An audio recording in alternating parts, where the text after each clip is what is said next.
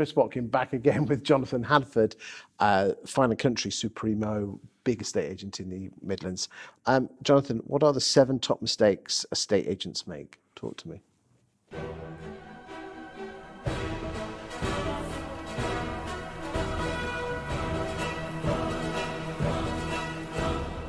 Drinking with Simon Whale at a conference. Yeah, I've been there, mate. Yeah. Most people have. I think it's important to tap out as early as possible. But not wearing socks. Not wearing socks? I think it's quite a common thing these days. I guess I can call them the kids now at the age that I am. It's just a bizarre trend that's come through. But it used to be white socks in the 80s. Now it's no socks. Oh dear, no. Black socks for me. And obviously check. Keep the check, Do you know I've got about 8 of these? Because everyone's, Anyway, go on. What's number 3? I've got to say, tongue in cheek, I think it is important to celebrate your success and your achievements with a market share in the right context, providing that it's done as part of. You can stay seated. I know it's difficult for you to hear. I think, look, Roy Keane's autobiography, he said the league table never lies. And I think that's really true. I think the results sort of speak for themselves. So I think it is important for people. And again, you talked about me being very detailed as an individual. I like to know where I am on that, and I make my decisions based upon market share on other things, especially in a service-based industry, because it shows that somebody is good at what they do and they deliver. And I think if you go back to Robert Cialdini's 7 principles of persuasion, one of them is social proof. So if other people have found success with that agent, it demonstrates that actually they are doing something right. I think market shares are important, but if you're putting a pie chart out a day, it's probably overkill. Next.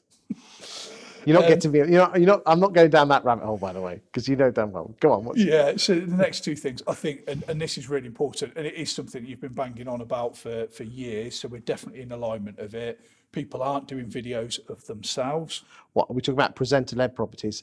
And when I say videos of themselves, one is presenting their properties, but then all of the other things, market updates, area guides, looking at local businesses. I 100% agree with you on this one. So I was chatting to the chaps before filming started, and do you know content is king? Yep. Do you know where that comes from? Go on.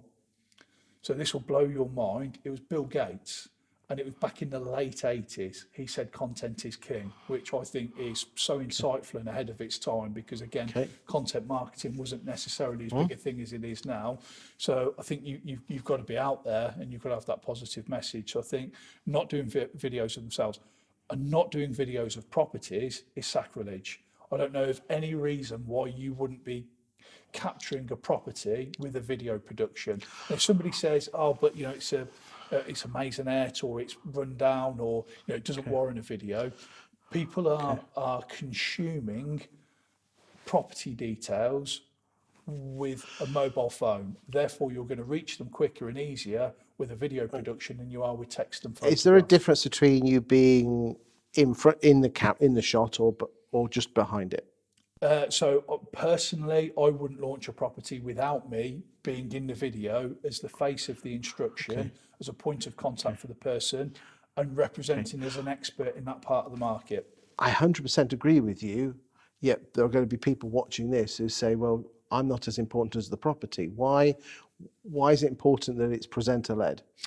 So there are a number of reasons. One, it puts some personality behind the production. It gives an individual a person to reach out to and to talk to. You commit to the instruction. If you're somebody that's overvalued something to win it, and you've got your face on it, and you're not returning calls or things like that, you're detached from it and you're not accountable. If you put yourself there, you are embedded. You're intrinsically linked to the success of the sale of that property. So you genuinely believe that by doing a presenter-led property video tours and also other videos, thus increasing your personal brand, has that been a material change or difference in your business? I think it's been a factor for success, because we were very innovative, and we've done it for 6-7 years. So I would say we were quite ahead of the pace. And it's interesting. If you took me back to 2000 when we first started, when I first started as an estate agent, if you'd have told me back then I'd have had to have been on camera, I'd have walked away. I would have never have started as an estate agent because I wouldn't have had the confidence, and it wouldn't have been something that would have appealed to me.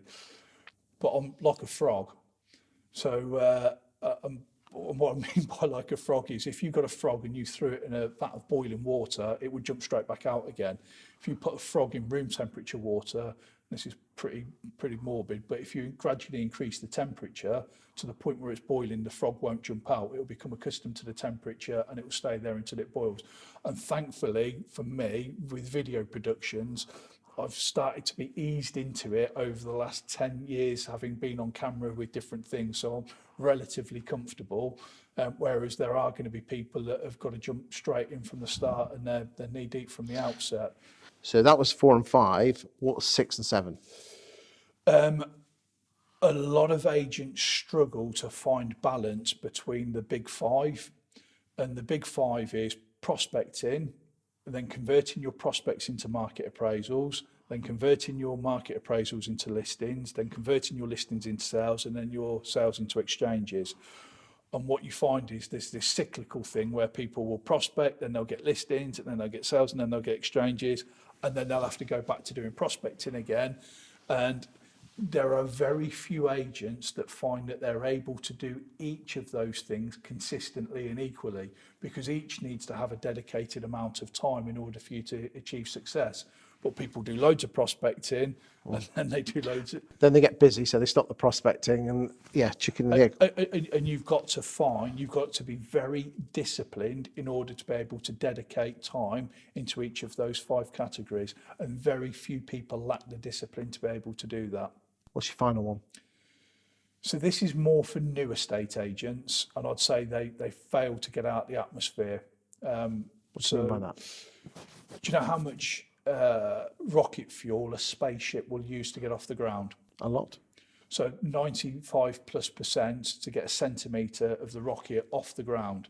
95%, so all the fuel to get it up and out of space and around the moon and then back down again to land, which is why you see them jettison those 2 big tanks off the side once it's up and it's still within eyesight. So it requires so much effort to get it off the ground. And it's very similar to agents who are building their business. All of the effort's got to go in at the start, and actually they don't put that effort in, and as a result they never quite get it off the ground, and they never become enough of a significant force to draw in and consistently keep instructions. And I think also some of them, they don't think that they need to put that much effort in to get it off the ground. They kind of just automatically expect things to fall in their lap, and they don't. I've seen agents do an incredible job and dominate a market within 6 to 12 months because they go in all guns blazing, they're fully committed to it. But I think if you sort of tickle at it, you're going to really struggle. You've got to be fully committed. You've got to get out the atmosphere. And then once you're up there, then it's more your values and your morality and your work ethic and everything else that will keep you consistent with what you do and keep people coming in. Thank you for your time today. Thanks for having me.